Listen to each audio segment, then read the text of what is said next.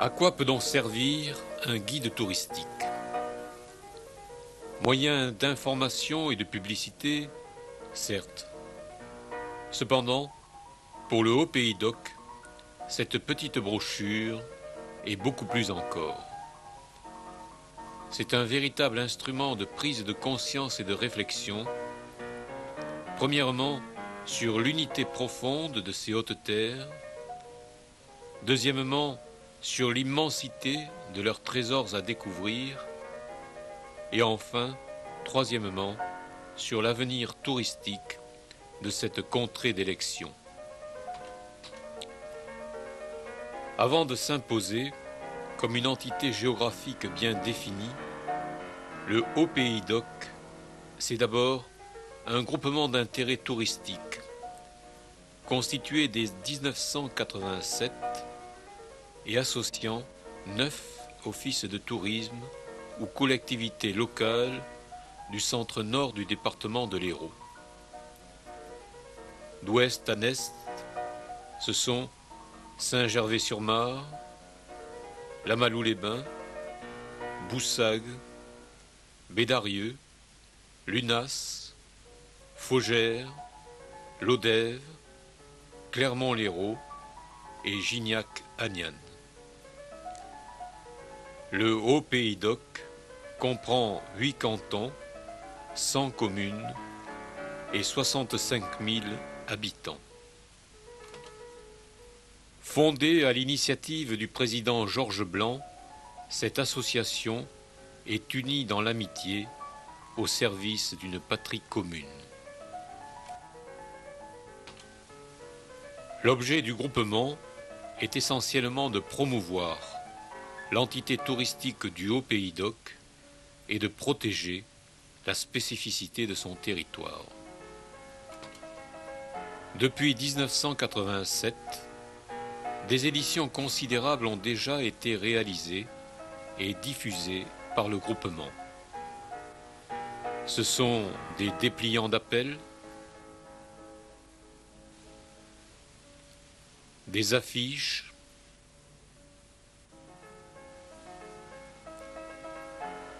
des lexiques en 6 langues pour les hôtes étrangers, des vidéocassettes, des macarons autocollants qui révèlent le logo et la marque déposée du groupement. Et enfin, notre guide qui va nous permettre de discerner ce qu'est le Haut-Pays-Doc, de découvrir ses richesses et d'orienter son avenir. Il ne nous reste donc plus maintenant qu'à suivre le guide.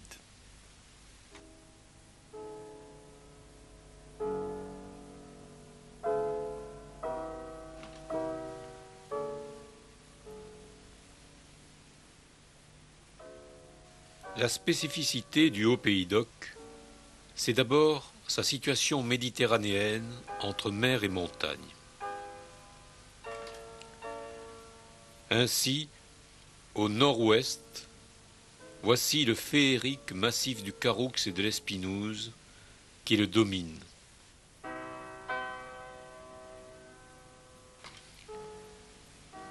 Autre privilège remarquable, son territoire, qui est contenu dans le seul département de l'Hérault, est irrigué par ces 2 fleuves majeurs. Ici, l'Hérault,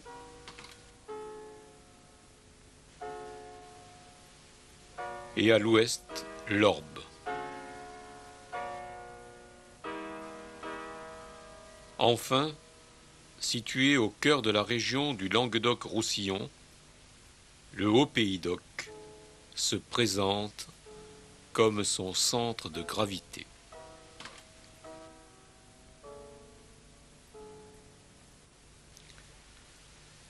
Pourtant, malgré cette identité certaine, on est saisi, en survolant cette contrée, par ses contrastes accusés.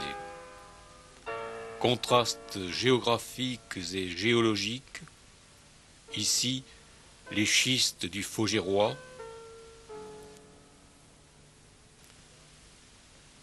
là, la Dolomie de Mourez,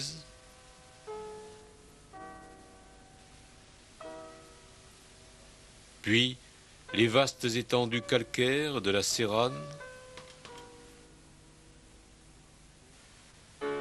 plus haut, le gneiss étincelant du Caroux,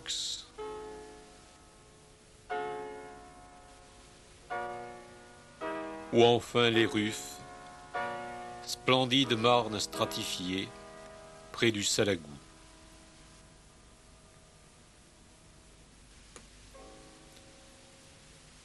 Même diversité accusée dans l'économie de ce petit pays.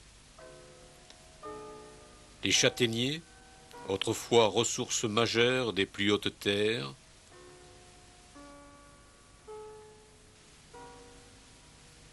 la vigne, presque partout présente,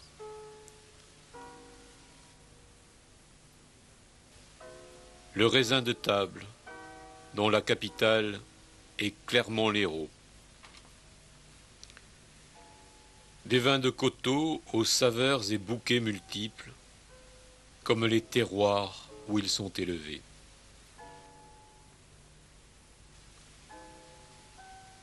Appellation contrôlée prestigieuse, des Faugères, Cabrières, Clairettes du Languedoc, Saint-Saturnin ou Montpérou,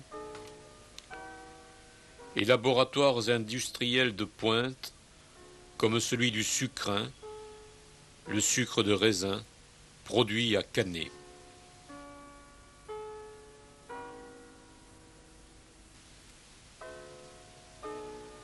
À côté de l'agriculture, voici les plus nobles artisanats. Les tapisseries de la manufacture des Gobelins de Lodève, ou les fonderies de cloches et de sonnailles du maître François Granier à Hérépian et Castanet, voisinant avec les ateliers d'électronique sophistiqués de Graissac.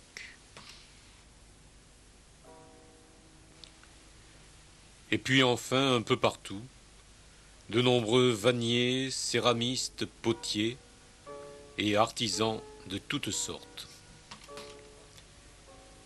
Contrastes géographiques et contrastes économiques donc, mais aussi, enfin, contrastes historiques, bien évoqués dans cette carte des diocèses de l'Ancien Régime, où l'on voit que le Haut-Pays d'Oc était dans la mouvance de 4 diocèses distincts, celui de Béziers, de Lodève, de Montpellier et de Castres.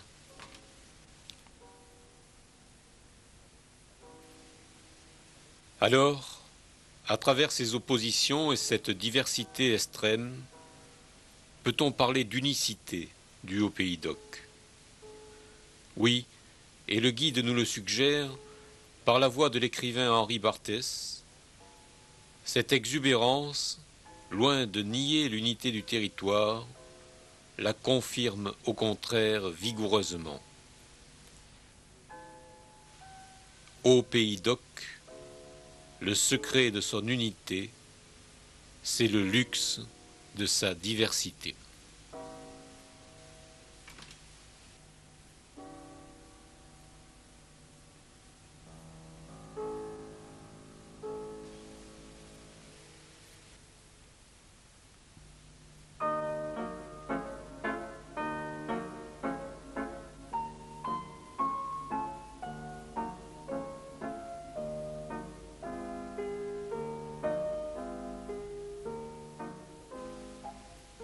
Aux portes de Montpellier et de Béziers, cette contrée où nous conduit notre guide justifie bien cette définition du président Georges Blanc: Haut-Pays d'Oc, pays sauvage et pourtant facile d'accès.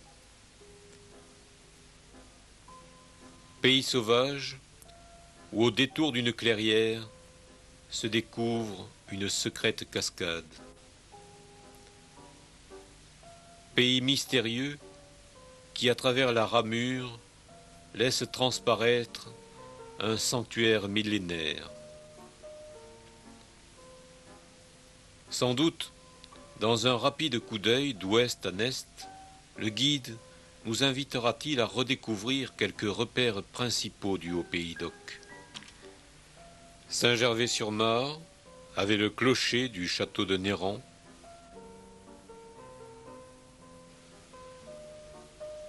Lamalou-les-Bains avec son casino.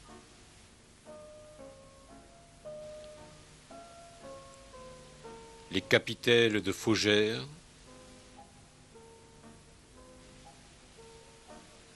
La Maison des Arts à Bédarieux.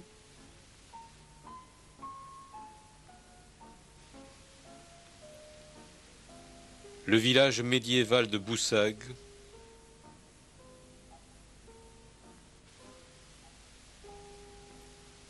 La lande immense et la chapelle Saint-Amance à Lunas.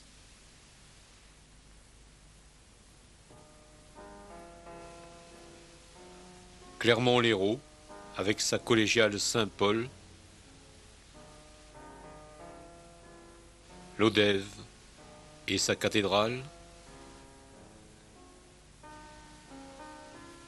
Ou le sanctuaire de Notre-Dame-de-Grâce et son saisissant chemin de croix à Gignac.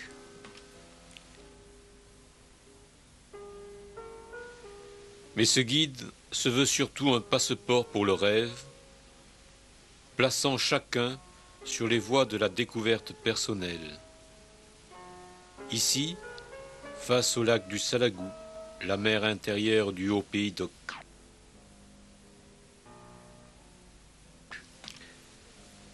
Ou devant le château fort de Clermont qui le domine. Croisière dans l'espace, ici à Saint-Guilhem-le-Désert, mais aussi croisière dans le temps, où à travers les dessins des siècles passés se mesure la profondeur de ce terroir chargé d'histoire.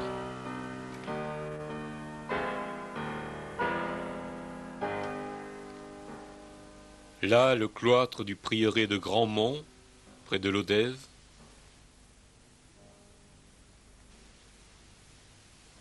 et son écho du temps jadis.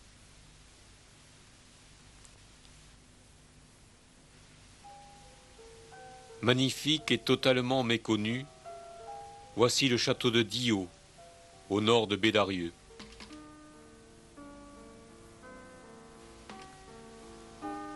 Le même sous l'œil admiratif de nos ancêtres.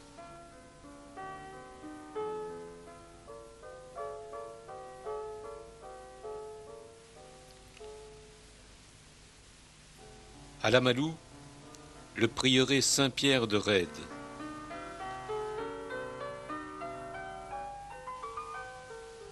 Dont d'heureuses restaurations ont conservé la splendeur des siècles passés.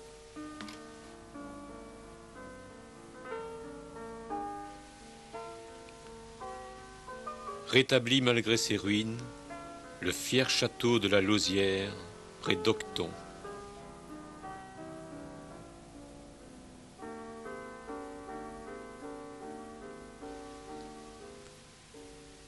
Mais, dissimulés derrière ces vieilles pierres, nous percevons les ombres d'illustres personnages.